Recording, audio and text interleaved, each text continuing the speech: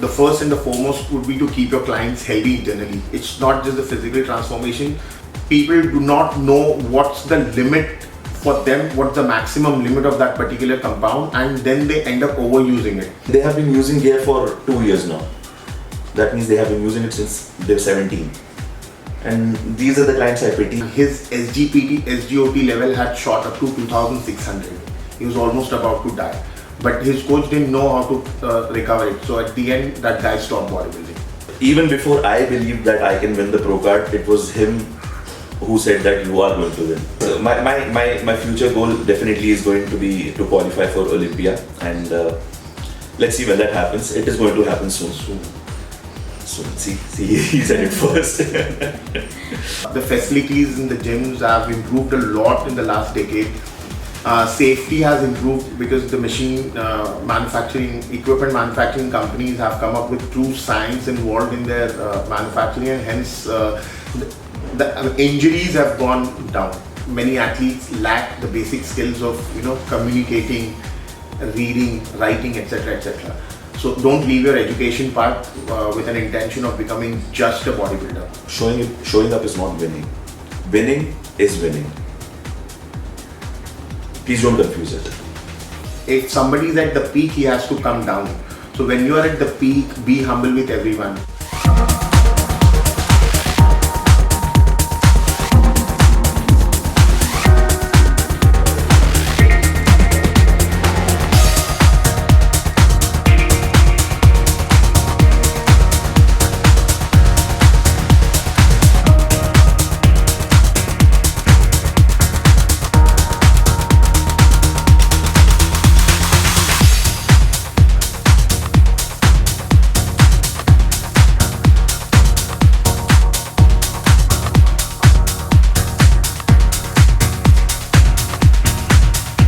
Hi guys, I'm Manoj Sarangapani and this is Iqbal, my coach and the pro maker right over here. You're watching us on Krunch. Hi guys. At present, the number that I've been training, when I say for the contest prep or for the transformation using medicines, would be around 50-55, and there have been many lifestyle coaching clients. I don't remember the number exactly. And of these 40-50 clients who have been training for the contest prep, of them around 10 to 15 have won the big shows in the last 6 to 8 months. The athletes have been very serious. They have their questions very straight to the point, that they have this contest, they want to do the prep. But people at the younger age, they also approach me. Say for an example, I have clients approaching me at the age of 18, 19 with no goals. So for them, I straight say no.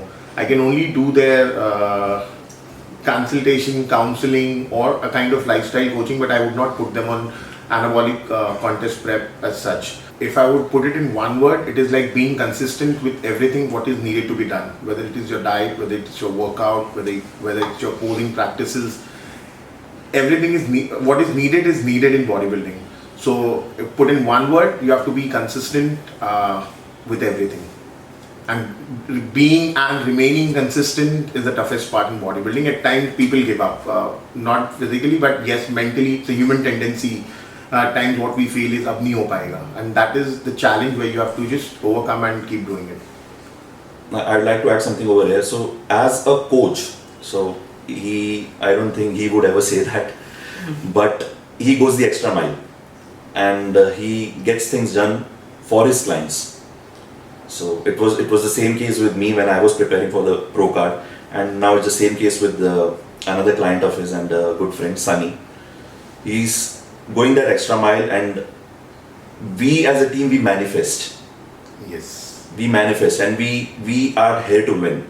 We don't speak a lot about it. We are not on the Instagram like Yahoo, we are the best and we are number one, we are doing this, we are going to do that, we are going to kill everyone.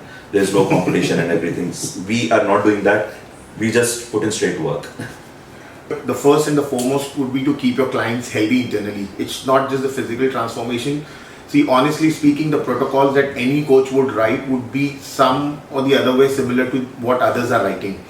It all comes down to the anabolic compounds that we are using. So maybe if I'm writing 4, somebody is writing 6, somebody is writing just 3. So what may happen, even if you just copy and paste it for others by changing their name, yes, out of 10, 6 people would change because there's an anabolic number attached to it. So the skill of a coach is not to just do the transformation of their client, but to keep them healthy internally.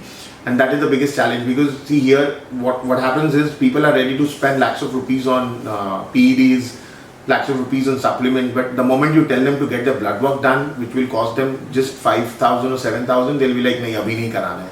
So here, at least with me, this is not a challenge. I'm able to convince them, boss, transformation would just get you few medals and wow in general from the people around you. But if something happens, nobody is going to, suffer except you and your family. See, the biggest myth that this industry has is deaths happen, the sudden deaths happen due to steroids. That's completely wrong. You pick up any death case around the world in bodybuilding, the sudden death would not be because of steroid usage. If you're using steroid, it gives you signals. It keeps giving you signal over a period of time. You have to keep a check on your blood markers. You have to keep check on your heart health. You have to keep check on your hormones. Now what happens is the deaths that have happened backstage or a night prior to the contest day, they are all because of the usage of diuretics.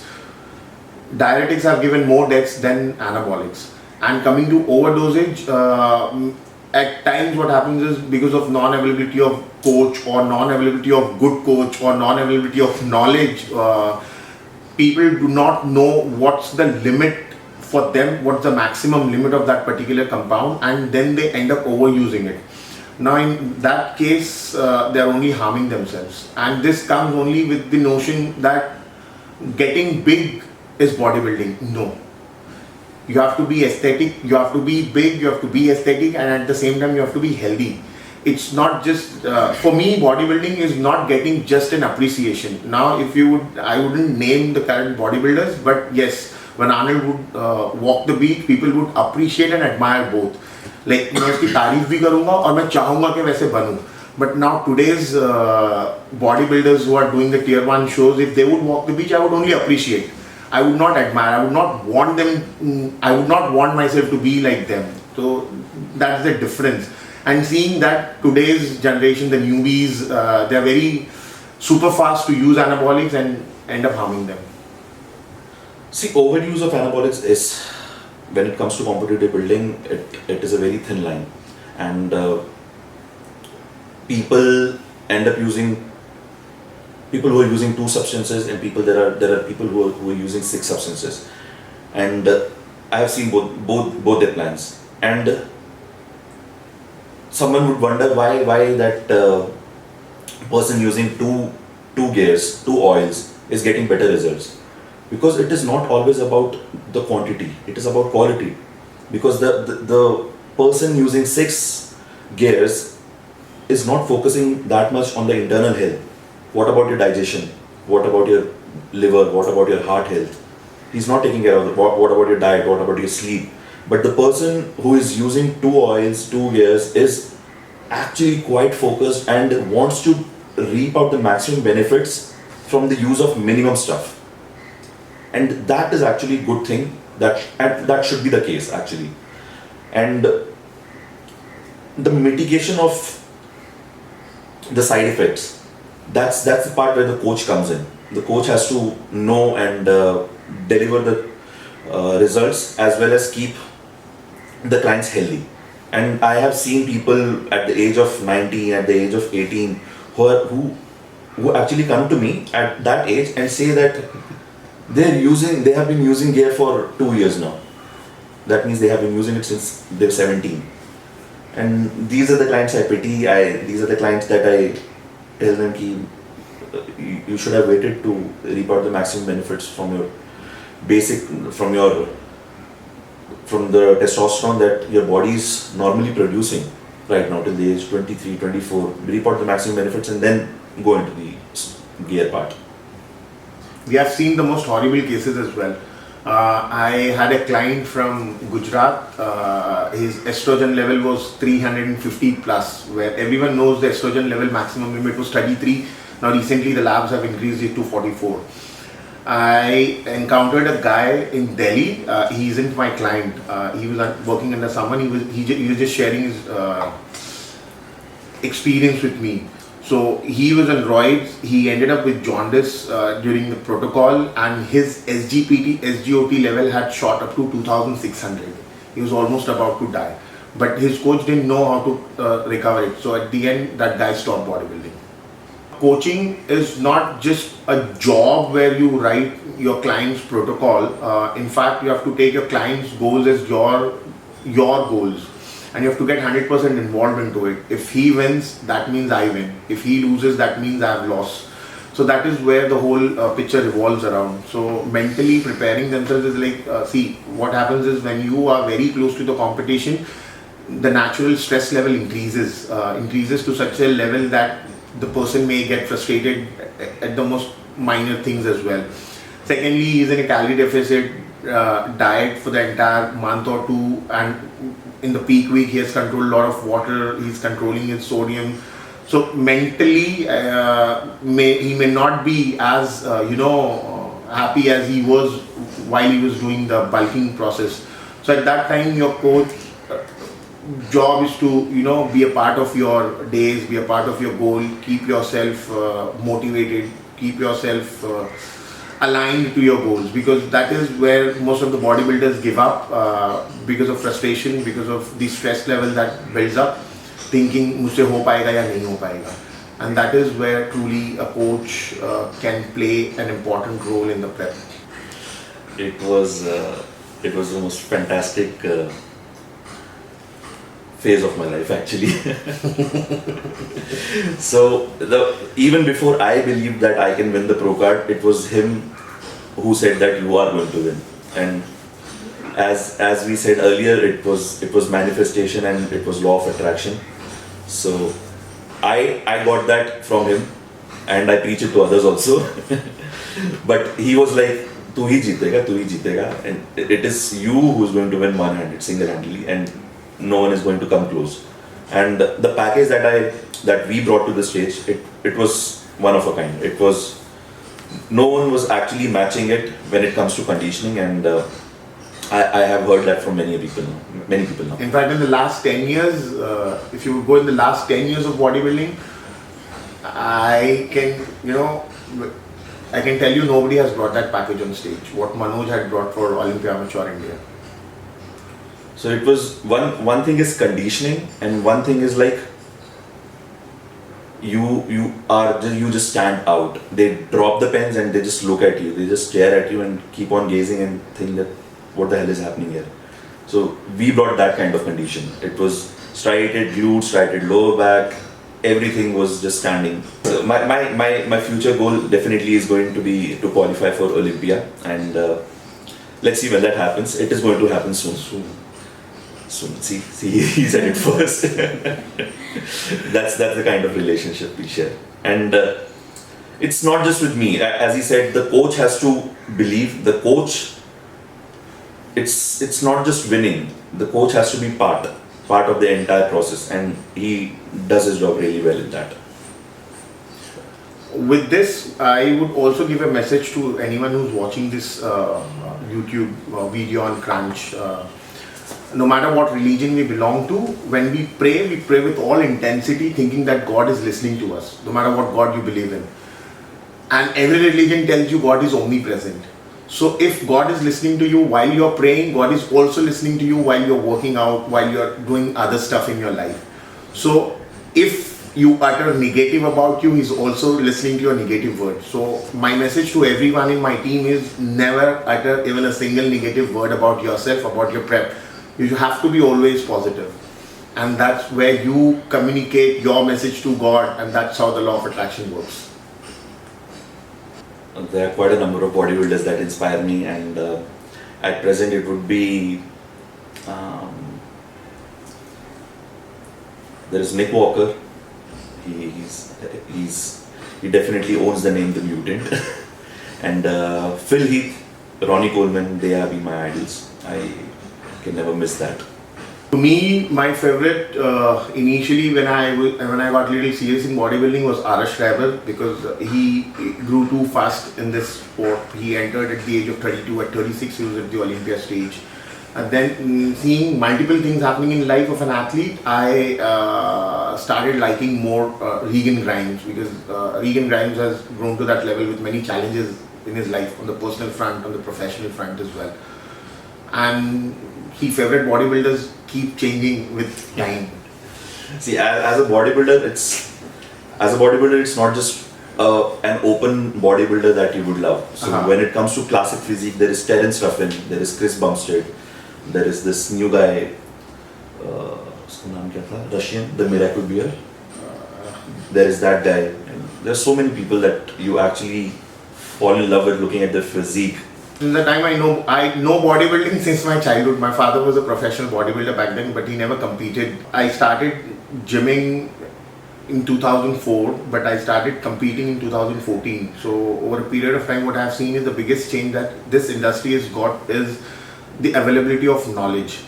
The knowledge was not as freely, as openly available back then. We had to approach people, and then people were very reluctant to, either use supplements, or even if they're using, to share what they're using with others.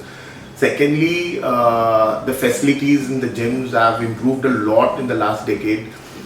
Safety has improved because the equipment manufacturing companies have come up with true science involved in their manufacturing, and hence the injuries have gone down.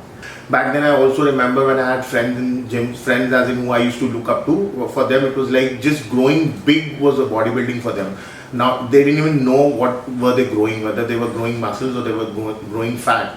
But for them to look big was bodybuilding. But now, if somebody has sense, if somebody has good knowledge about bodybuilding, he would not want to look big, but he want to put on a lot of muscles. I started my career quite late, so it was 2013 that I first entered a gym. Before that, it was all football for me. And 2013, the main motive for me to go to the gym was to get selected for the Combined Defense Services. I was applying for the army, and there were 3 SSB interviews that I got selected for. It started that way, and it was never for bodybuilding. It was only to get fit and improve my endurance, cardiovascular endurance and fitness. That was the case. But once I started to see results, and then the age limit to apply for CDS, that also didn't work out for me. I had crossed that age limit, and at that point of time, I was very much certain that okay, I will continue doing this, and I'll pursue my higher studies later. So I have my bachelor's in engineering in electronics and communication. So my parents wanted me to do masters, and that was what I was going for.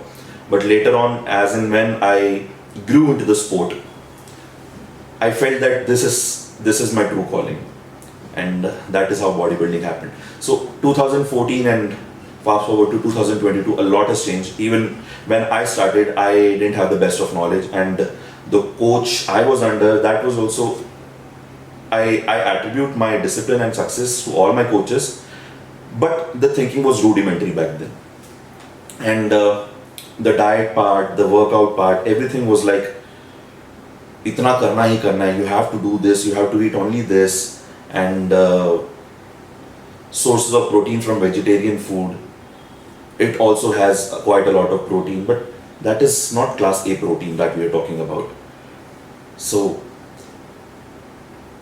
growing into the sport, I've always felt that okay, so it is time to keep evolving. So I changed a coach, and then when I shifted from Delhi to Coimbatore, Tamil Nadu, so I had another coach. That was when I found out that actually bodybuilding is for me. I am meant to do bodybuilding, and I can do really good at it. So a couple of titles later, like Mr. Tamil Nadu, Mr. Coimbatore, and Mr. South India. After that, I had moved to Mumbai for career purposes. At that point of time, I had made a choice and explained it to my parents as well that okay, see, bodybuilding and fitness coaching, this is my true calling, and I have to get into this. Forget masters. We are not gonna waste any more money in that.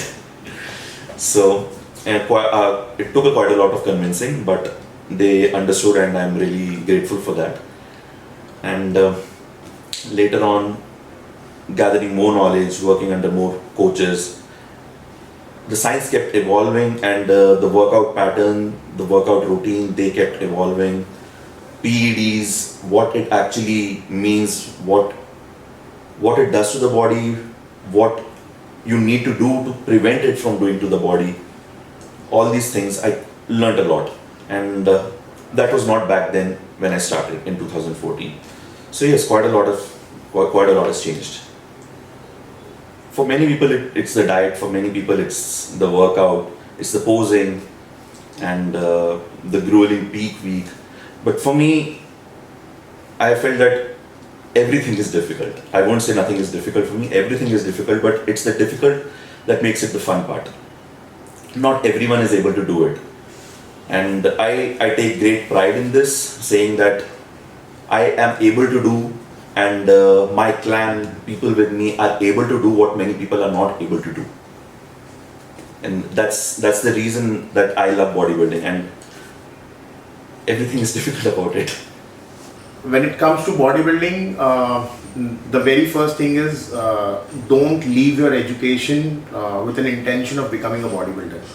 Your education will always be a stepping stone to grow in your life. I wouldn't say that tum masters ban jao, doctors ban jao, but at least the basic education you must have, because what I see here in today is bodybuilding.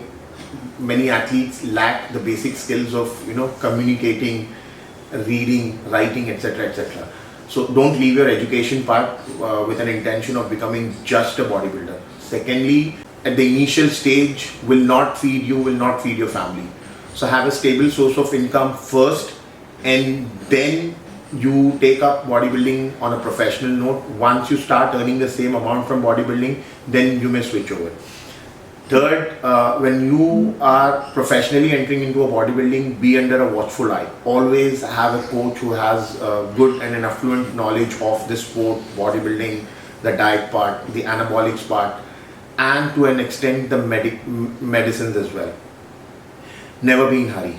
What I see is today everyone wants to grow big as early as possible, and that is where the whole game screws you up. So be patient, give time. You cannot be Ronnie Coleman overnight. So that's my message. Bodybuilding is a glamorous sport. The sweat equity that we put into it, that might not be glamorous, but once we win and once we are at the stage, everyone is celebrating, everyone is congratulating you. That point of time, it is very glamorous. But then you go back to work. Then it is back to square one, and you put in the work, because once you're climbing up the hill, and once you're at the top of the hill, there is only one way, and that is to go down. So for you to be up there, you need to keep on working. And nowadays everyone keeps on saying this, that you won, you showed up at the show, and you won. That's a win for me already. Showing up is not winning. Winning is winning. Please don't confuse it. People forget their roots when they win. So what I believe is, once you're at the top, always be humble, because there's a very famous verse which says every nation has a term prescribed. Now, when this verse was written in Quran, it was for nations, but I take it for everything. So everything has a saturation point. So if somebody is at the peak, he has to come down. So when you are at the peak, be humble with everyone. Otherwise, once you leave that position, you have nothing in hand. You will not have things with you, you will not have people around you. Because you win and you're not a good person, they will only admire you as a person having a good physique. But once you're out of it, they won't admire you for being a good person. In short, what I mean is, you have to evolve yourself as a personality, not just as a bodybuilder. There have been many bodybuilders who have disappeared from this industry. People would not even remember their names. But if you have evolved yourself as a personality, now you take Arnold, people call him the god of bodybuilding. So he would be remembered forever. So that is how you have to grow in this industry, not just become a bodybuilder.